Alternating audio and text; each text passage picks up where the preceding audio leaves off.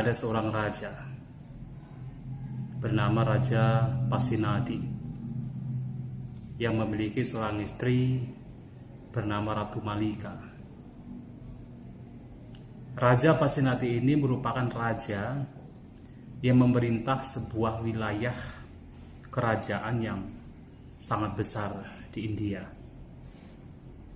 Kerajaan Kosala. Jadi dikatakan bahwa pada zaman Sang Buddha, abad ke-5 sebelum Masehi, terdapat 16 kerajaan di seluruh India. Di antara 16 kerajaan ada 4 kerajaan yang besar. Salah satunya adalah Kosala. Walaupun Raja Pasenadi dan istrinya memerintah sebuah kerajaan yang begitu besar, tetapi mereka juga mempunyai keyakinan terhadap Sang Buddha, terhadap ajaran Sang Buddha. Sehingga seringkali Raja Pasenadi sendiri datang kepada Sang Buddha untuk meminta nasihat, meminta wejangan.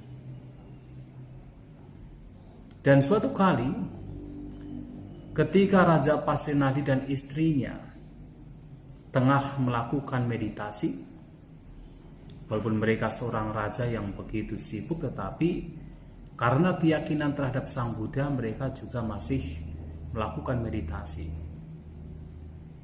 Ketika melakukan meditasi, muncul sebuah perenungan pada batin Raja Pasenadi. Yang merenung, sesungguhnya di antara manusia yang ada di dunia, siapakah yang paling ia cintai? Setelah direnungkan, ia menemukan bahwa tidak ada satupun orang yang paling dicintai, yang paling disayangi, kecuali adalah dirinya sendiri.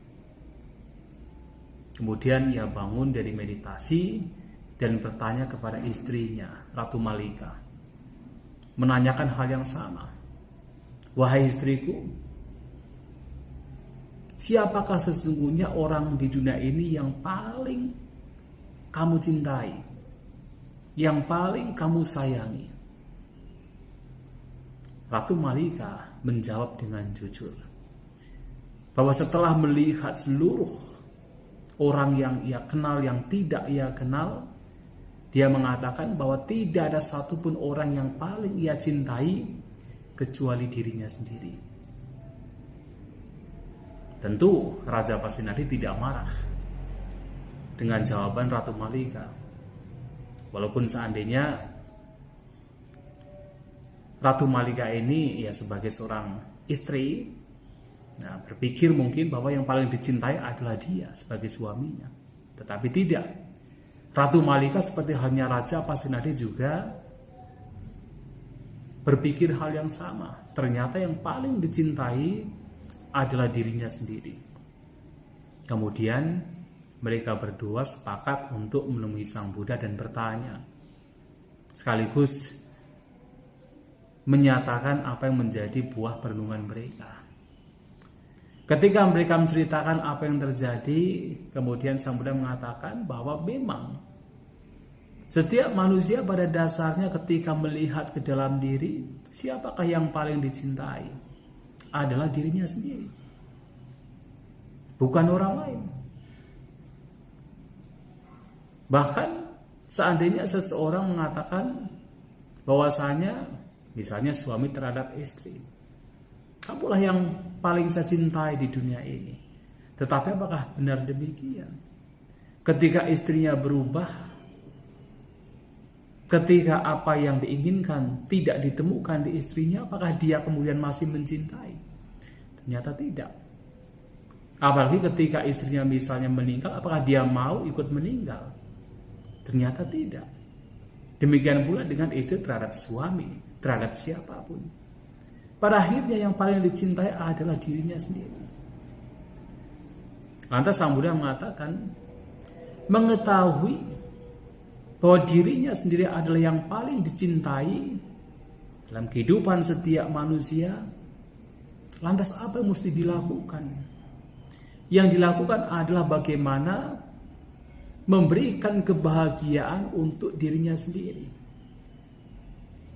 Barangkali kalau manusia pada umumnya sebagai wujud cinta, sebagai wujud sayang terhadap dirinya sendiri, memberikan kebahagiaan untuk dirinya sendiri dengan cara memanjakan setiap keinginan kesenangan indera yang diinginkan.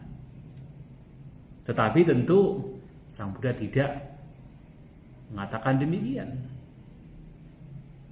Wujud cinta, wujud sayang terhadap dirinya sendiri bukan dengan cara memanjakan dirinya dengan kesenangan indera.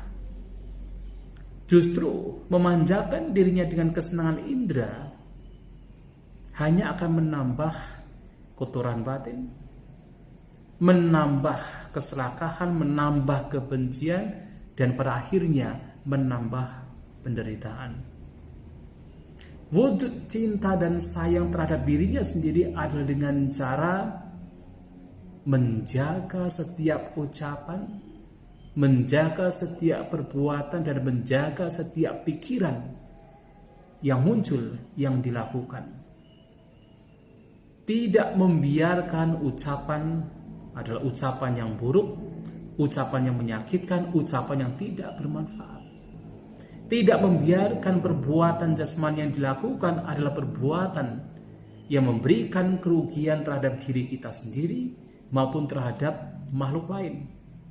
Senantiasa menjaga perbuatan dengan perbuatan-perbuatan yang bermanfaat. Senantiasa juga menjaga pikiran agar pikiran tidak terseret, tidak terbawa oleh kotoran batin yang pada akhirnya membawa kepada berbagai macam penderitaan. Menjaga setiap ucapan, perbuatan, dan pikiran itulah wujud cinta kita terhadap diri kita. Mengapa demikian? Karena kebahagiaan yang sebenarnya bukan sekedar ketika mendapatkan kesenangan indrawi, tetapi kebahagiaan yang sebenarnya adalah ketika kita mengisi kehidupan kita dengan hal-hal yang baik, yang positif, yang bermanfaat, sehingga pikiran menjadi semakin terbebas dari beban, semakin terbebas dari kotoran batin, dan itulah kebahagiaan yang sebenarnya yang dapat diperoleh oleh manusia. Oleh sebab itu, wujud mencintai diri kita sendiri, karena kita tahu bahwa sesungguhnya yang paling dicinta, yang paling disayang adalah diri kita sendiri, maka lakukan yang terbaik dalam kehidupan kita dengan cara menjaga ucapan kita, menjaga perbuatan jasmani kita, dan menjaga pikiran kita. Sabe sata bawantu sukitata, semoga semua makhluk berbahagia.